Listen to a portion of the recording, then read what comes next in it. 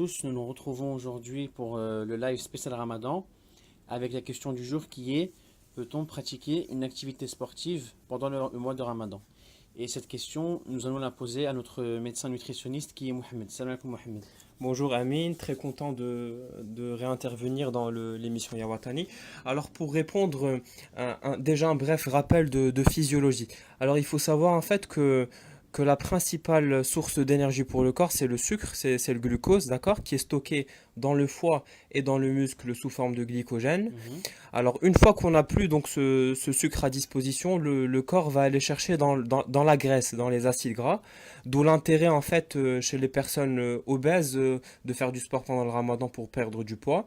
Et enfin, pour des exercices qui sont très intenses et très prolongés, donc le corps va aller synthétiser en fait du sucre à partir du muscle. Et ça, par contre, il faut plutôt éviter. D'accord? D'accord. Alors pratiquement, qu'est-ce qu'on peut faire pour avoir et bénéficier donc des bienfaits du sport pendant le ramadan? Donc la première chose, c'est la veille pendant le suhoor, d'augmenter en fait donc les stocks de glycogène dans le muscle et dans le foie. Et pour cela, en fait, ce qu'il faudrait faire, c'est manger une grande quantité de sucre lent. Donc ça peut D'accord. être un plat de pâtes, ça peut être du riz. D'accord? Donc ça peut être du pain complet par exemple. Donc ça c'est la première chose. La deuxième chose, c'est idéalement donc de placer la séance de sport quelques heures uniquement avant le ftor. Donc ça peut être 2 à 3 heures par exemple. Pourquoi? Ben en fait c'est pour pouvoir compenser directement donc toutes les pertes, donc que ce soit donc le déficit en sucre ou la perte en sels minéraux et en eau. Donc pouvoir en fait compenser directement juste après.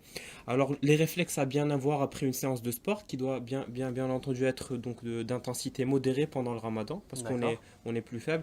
Donc la première chose à faire c'est donc augmenter le taux de sucre dans le sang, l'hypoglycémie. Donc pour ça, on peut manger des sucres rapides. Donc ça peut être des dattes, ça peut être tout ce qui est des boissons sucrées. Du thé, ça. Oui, du thé sucré pour monter en fait le taux de sucre rapidement. La deuxième chose à faire, c'est en fait de reconstituer les réserves de glycogène qu'on a perdues. Donc pour ça, faudra reconsommer des sucres lents. Donc on vient de donner des exemples. Donc du pain, du riz, des pâtes plutôt consistants. Et enfin, D'accord. la troisième chose, bien sûr, c'est de bien se réhydrater. D'accord, pour compenser cette fois-ci les pertes en eau, en sels minéraux. Et voilà, donc ça, il faut faire un repas qui soit bien structuré et efficace pour compenser les pertes, mais sinon, aucun problème pour faire du sport pendant le ramadan si on applique ces règles. D'accord, bah merci beaucoup Monsieur Mohamed pour pardon, excusez-moi, Docteur Mohamed pour cette intervention et pour cette réponse qui a été très bien.